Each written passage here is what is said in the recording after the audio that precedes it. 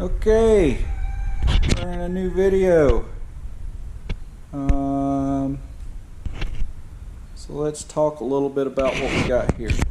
So if you're at all familiar with the Royal Enfield and you've been watching my videos, you know I don't feel like this is an adequate sump guard.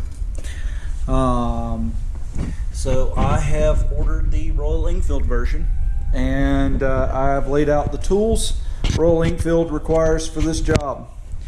We got a 17mm spanner, 14mm ratcheting spanner. I added that 14mm. It just says 14mm. 12mm. We got a 6, a 5, and a 4mm Allen head wrench. I added the extension because I always feel like I need another extension. So, and then I got duplicates because these make it easier with ratcheting action, and these can sometimes be difficult to get hard bolts out. Sockets, we needed 10, 12, 13, and 14. I added the extension. We got a socket wrench. We got the we got this little socket wrench here for these. And then, in case we have to torque anything, I got the torque wrench out. So, first things first, before we even get started with anything else, the first step in the directions is to remove this bolt right here and this bolt right here. And it looks to me like you do that with the 4mm, and you do. So, we're going to go ahead and get started on that. Oops, missed one. Got this one right here too also. So next step is to remove this plastic piece that we used when we changed the oil. So we're going to go ahead and pull these two Allen head. Hey, so I see you're still with me, and I'm going to go ahead and tell you now where this is the point where we start separating them in from the boys. So the next step in the directions is to remove this 17mm nut from this side and the 14mm, well, it's a bolt right here. I've got my 14mm. I'm gonna be honest with you, if you're not sure of your mechanical skills or your ability to fabricate or work through problems, now would be the time to call it a day, because I got a feeling from here on out this is going to get more difficult.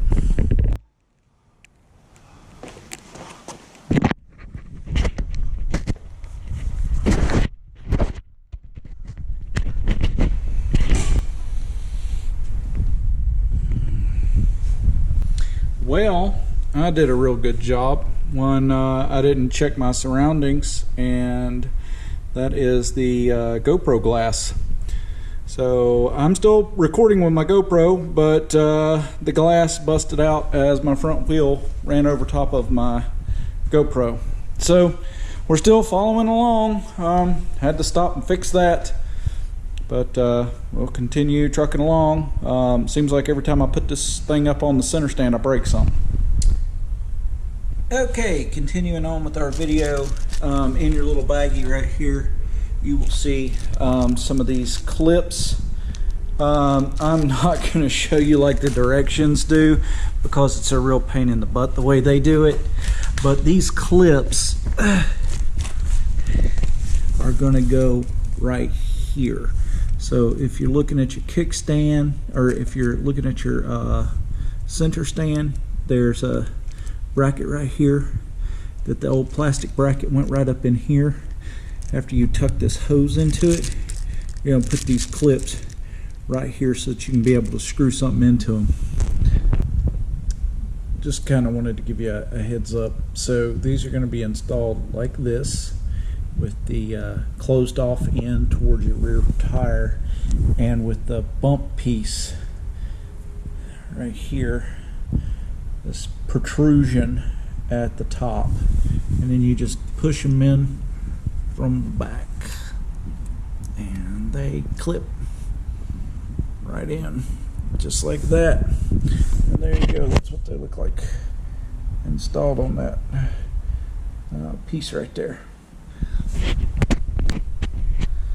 Alright, again, we're going to have that conversation with you folks. You are getting ready to remove a frame piece. The directions say that this is a 13mm bolt, but it's a 14mm bolt. You're going to take this spacer from your kit after you remove that bolt, and you're going to put that back in there, and then you're just going to loosely put this up here, just kind of dangling like this. So I just kind of want you to get an idea of what you're doing, but keep in mind that at this point you are now removing a bolt that holds your engine, which is on these motorcycles a portion of the frame. You are removing that bolt from the frame.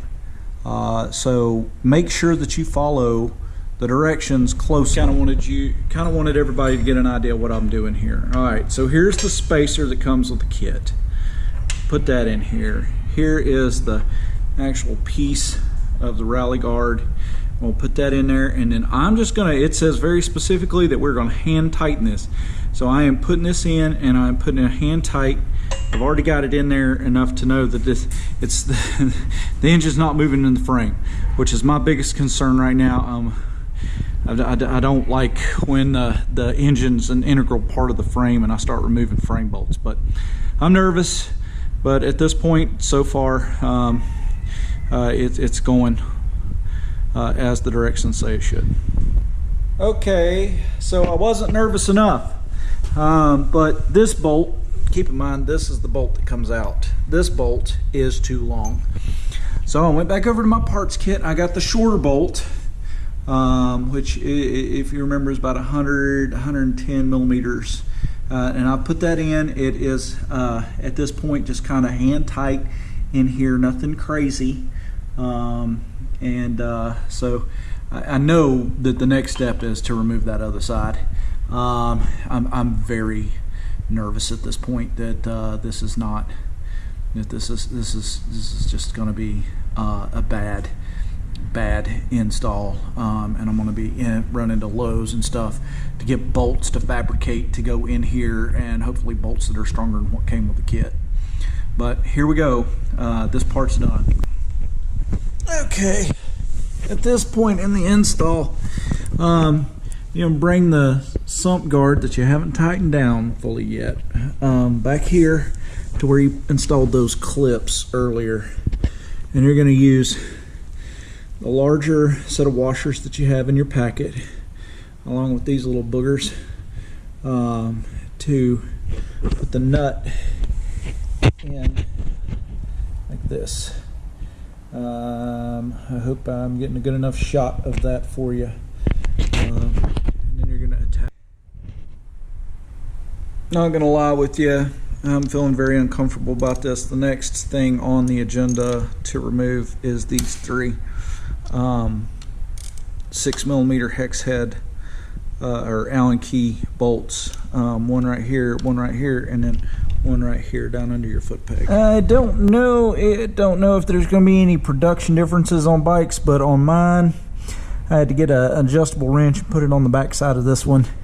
There's a piece right here that moves when you move the bolt. Alright, I don't like it. If I don't like it, you're definitely not going to like it. So you got to get up in here and get on the other side of the 17mm nut. And on the other side of that, it's your 14mm bolt. And then once you've gotten down here on the ground and you're squirming like an idiot, you're going to loosen these two up. That's our next step. So once you're to this point, you're going to take your second spacer and you're going to put it in there. Do that hole. Alright, the next piece, we're going to take this and we're going to stick it in our rod that's going to go across like that, and then we're going to attach that with 6mm and a washer. So I gotta find my other washers, and then I'll leave them over here. I sure did. So get our washers out. Put our these little guys. You got a bunch of them, and the washers, and attach that on one side only. not both sides, and don't fully tighten. So now you can see I've got that installed on one side, and just kind of hand tightened it up there. Next we're gonna, I don't know, follow the directions for what comes next, I guess. Alright, I don't know exactly how you're gonna do this next part, but the idea, you take the spacer, you put this through to the 17mm nut. I'm gonna be honest with you, this is the hardest part so far. I moved the radiator guard just a little bit out of my way so I could reach this, and I put it on the end of the 17mm wrench and just kind of held it up there. Maybe you got a magnetic tool or something that can help you with this. I do not, but so far we got that up in there. I did not tighten it up because you're not supposed to tighten it at this point. But good news, that lined up. This is starting to line up with some stuff down here. That's a positive sign. I always like to see stuff start to kind of line up with each other, and hopefully we can get this sump guard back on. And I had to remove two 10mm bolts to get the radiator guard out of my way. I'm not going to reinstall that until I know I'm done with what I'm doing right now. So I got this all kind of fitted. Okay, super important to the fitting instructions, and I hope you can see this. All right, I'm gonna move this. All right, so you see that piece, and it goes behind this little cutout right here. If you can see that, God, it's hard to. There you go, that cutout.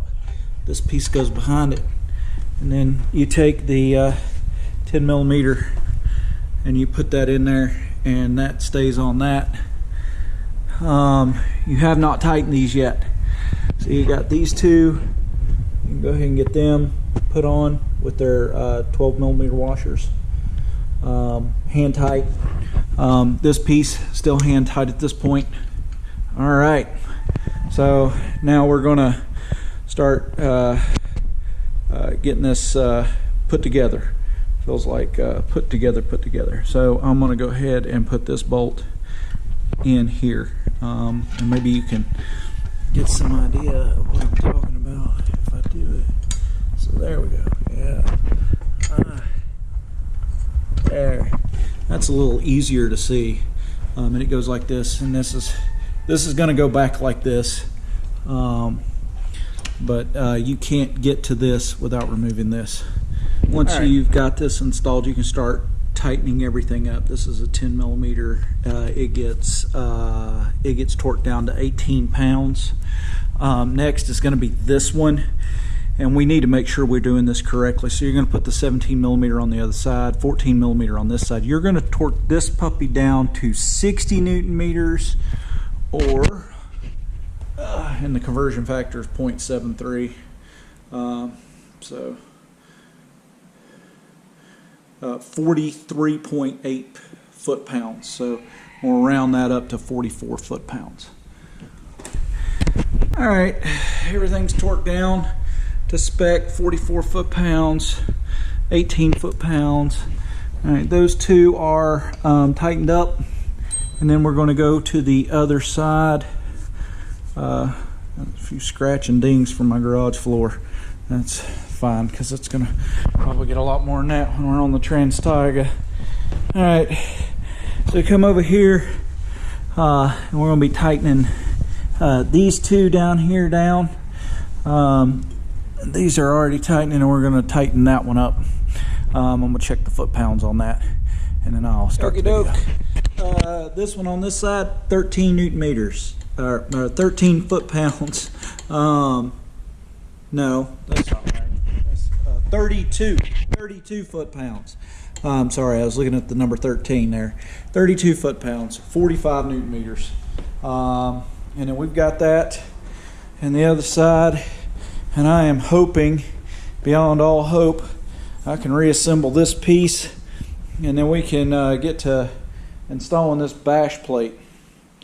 All right, onward. So at this point we're buttoning things up. You want to tighten these two screws down. You want to reinstall your well, if you're like me and you don't have the dexterity to reach that 17mm bolt. Reinstall these 2 bolts and then tighten these 2 little boogers down right here. All right, and hopefully next is reinstalling our piece right here, and maybe we can get moving to putting the actual bash plate on. Well folks, I spoke too soon. So this little piece right here, I had to remove these 2 bolts again, right here and right here, and that's to fit this piece in. Oh my god, I'm getting too old to do all these push-ups. All right, so the screws that you're going to be installing or reinstalling are going to go through these, and then the attachment for the bash plate will screw into these 2. So we got to do that, so I had to take these little 10mm bolts and washers back off, and now I'm going to reinstall this like such. The light's not very good, so I wanted to show you what this looks like right here with a little bit better lighting. So installed these 2 bolts back on with this bracket that fits onto your bash plate. All right. Now maybe the next part will be reinstalling this thing. I was right, that was the next step. We're going to reinstall these 3 bolts right here. Yep, it does say in the directions we're going to torque them down to 20 Newton meters, but I don't have a torque wrench that small, so we're going to have to figure out what we're going to do there. So the next piece in this is right here. We got an exhaust flange, 12mm on both sides. So I'm really glad I did this when the bike was new. So I've got to take this, loosen it, and then move it up here out of the way for when we install the okay, I don't know what just happened, but finishing up that little piece, we're going to take and loosen these 2 bolts, or loosen this flange up, move it up here out of the way so that it won't be in the way when we do the exhaust, or when we install this bash plate. And for some reason the last video stopped at 19 seconds for no reason whatsoever. You can see I've moved the exhaust flange like this. I guess it was if it hangs down right here instead of hanging down right here, but just to make sure, I went ahead and test fit it, because the next step is to install all our little rubber grommets and these pieces, so that we can then install our sump guard. I got a feeling that oil changes are going to be significantly more difficult, because all of these will have to be removed now to get to the thing to do a oil change, whereas only well, the two little Allen heads had to be removed. However, this will likely provide a lot. All right, I'm going to try and do this while holding the piece. To do this, I've already done it on the rest, but it's got a little groove in it. You stick the groove down in, stuff this down in there like that, and then this little piece should be held in place by that. Oh, nope, that's not. Fit that in there, and then this piece, if it's installed, should press. There we go. Ta-da! And then we're going to stick this in this like that when we install it on the bike. So you're going to do that all the way around your piece. There you go. All right, let's get to it. Okay, one last thing before we go. I pulled out my inch-pounds torque wrench. 10 Newton meters is what you're tightening everything else down to. All of these little bolts, these pieces, you want to make sure that you do go back with the correct torque specs. On this bike, Royal Enfield has a habit, if you're familiar with the motorcycles, of sometimes experiencing frame damage, and generally they blame that on shoddy aftermarket mechanics. So I wanted to make sure that I got one of the since this thing is under warranty, it's one of the reasons why I'm going with mostly OEM parts when I redo it, so that when I take it to the Royal Enfield dealership, they're not like, what have you been doing to this bike? Blah, blah, blah, blah, blah. We're not going to honor this warranty. But aside from that, we're done. This is kind of what it looks like on the bike. A lot more protection than it had. I've got to clean up this garage. But I'd like to thank you for joining me and installing all these parts on my bike. The only thing left, I've got to, we're going to yank all these stickers off. We're going to go back with red stickers. I'm going to paint this red. We're going to swap out this gas tank for the Akribus 23 liter gas tank so that I can get maximum range. I'm probably going to install one of those like toolboxes, little boxes to go back here. Got to figure out something for a tank bag for this bike. I got one that's got like magnets on it, and I could just stick it on there. But if I put on the Akribus tank, it's not going to work with the Akribus tank. But that's what we still got left to do. Hopefully, we'll be through modifying this motorcycle soon, and we can focus on planning the rest of our Trans-Taiga trip. Thank you for joining me today, and going to transfer you to the outro. Hey folks, thanks for joining us today for my latest Royal Enfield Himalayan video. I wanted to take a moment to talk to you about my Facebook group, Lost in the Bush. We are currently up to 9 members, but I want to see that continue to grow. We currently have a trip planned on April the 1st to do the Smoky Mountain 500. By the time you see this video, that will probably already be underway. So I hope you're actually out there with us. I hope to be posting content about that trip and a potential follow-up trip immediately after the Smoky Mountain 500. Just continue on and just re-loop and do the Chattahoochee BDRX. As I have said before, I'm very interested in growing this channel and my Facebook group. I want to assure you at this point that I am not monetized. And any opinions that I express are my own opinions. They are my genuine opinions, and nobody has paid me for them. I know that seems small, but a lot of times when somebody is being paid to review a product, I feel like I can't trust their opinion as much as somebody who paid money out of their own pocket. As I try to grow this channel, I would like to share with you that I do not have enough subscribers on my YouTube channel yet for YouTube to analyze my client profile so that I can better tailor my videos for you, my YouTube audience. I'm just now getting into short form videos. I hope you're enjoying those as I try to focus on some of the more humorous and funny moments that we have while we're out doing this adventure riding thing.